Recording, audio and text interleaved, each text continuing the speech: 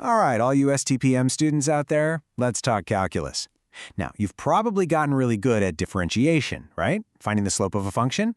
But what if you need to go the other way? What if you need to work backward? Well, that's where integration comes in. And today, we are going to break down its two big forms, indefinite and definite integrals. Honestly, if you can nail this concept, you'll be in fantastic shape for your exam. So, here's our game plan for today. First, we'll ask, what even is integration? Then we'll meet the two types, the indefinite and the definite. After that, we'll see how they're connected. This is super important. And finally, we'll wrap up with a quick look at the key differences. Let's do this. Okay, so think about it. You've spent so much time on differentiation, right? Finding the gradient, the rate of change. It's all about going from the function to its slope. But here's the big question. What if you need to do the exact opposite? What if you have the slope and you need to find the original function?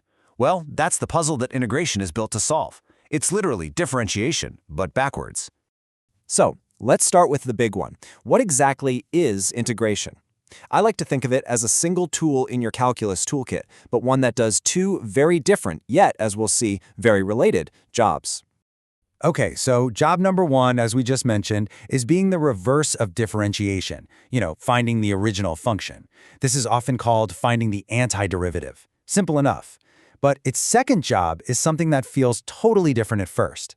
It's about accumulation, basically adding up an infinite number of tiny pieces to find a total amount.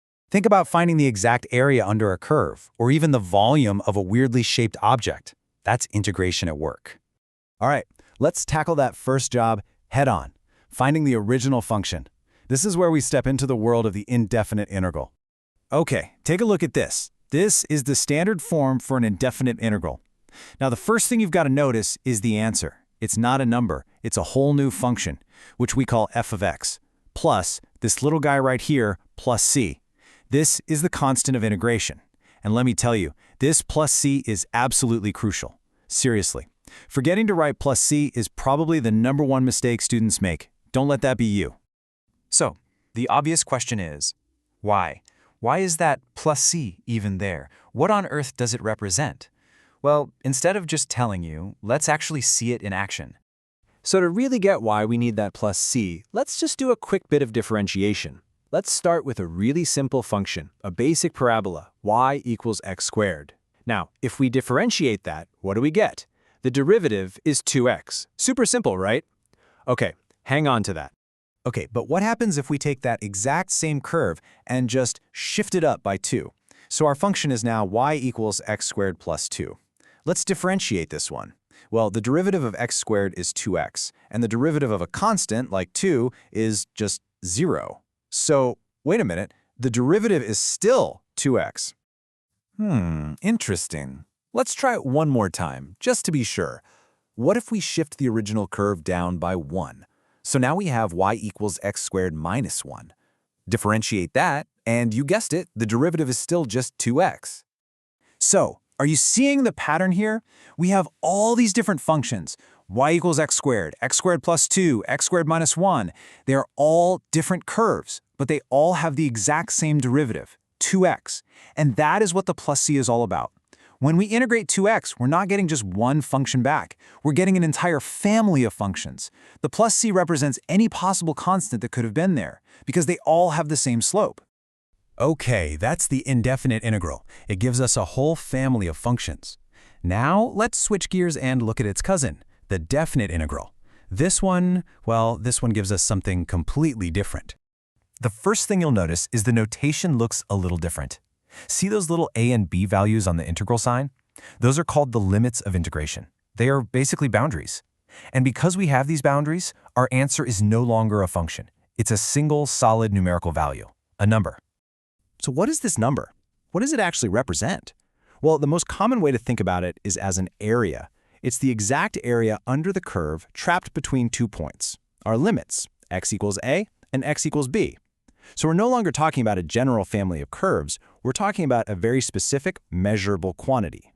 Okay, so we've got the indefinite integral, which gives us a function, and the definite integral, which gives us a value. So how do these two ideas connect? This is the really crucial part. Understanding this connection is what separates the students who just memorize formulas from those who really get it. And here it is, the big secret, the fundamental connection. They are not two separate things. To solve a definite integral, you absolutely have to find the indefinite integral first. You need that antiderivative function before you can do anything else. Let's actually do it with our earlier example. Let's find the integral of 2x, but this time from 0 to 2. Okay, step 1, find the indefinite integral. We already know from before that's x squared plus c. Easy. Step 2, now we apply the limits. This means we plug in the top number, 2, and then subtract what we get when we plug in the bottom number, 0. So we have 2 squared plus c minus 0 squared plus c. Now, for the final step, let's calculate. We get 4 plus c minus, well, 0 plus c. And look what happens. The plus c and the minus c cancel each other out. This is why you don't need to write plus c in your final answer for a definite integral. And we're left with just 4. That's it. The exact area is 4. Okay, that was a lot to take in. So let's put it all side by side in a super clear, quick revision guide. Seriously, this is the kind of thing you'll want to glance at right before your exam. Let's break it down. Look at the form. The indefinite integral is just the plain integral sign, while the definite one has those a and b limits. What about the answer? For indefinite, you get a function plus c. For definite, you get one single number. The meaning? Indefinite is all about finding the general antiderivative, while definite is about finding a specific quantity, like area. And finally, that all-important constant plus c? You absolutely need it for indefinite integrals, but for definite ones, nope, it always cancels out.